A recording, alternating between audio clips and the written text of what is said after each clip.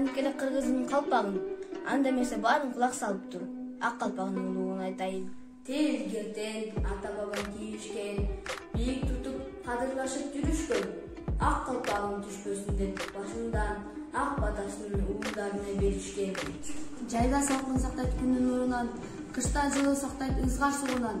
Жашка карап түркүн калпак кийишчү айырмаланган тала чачып кыйылдым. Чоң аталар жайкалтышып сакалын кийишчү эле бийик бакай калпагын, аппак калпак кийүүчү чыгаан мырзасы батырлыктан чыгарышкан аттарын. Кызыл кыйуу калпак кийүүчү жигиттер үйлөнгөнгө шерек издеп жүрүшкөн.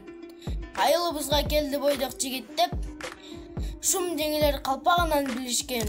Кызыл кыйуу калпак кийген жаш балдар балагаткан али жашы жетелек.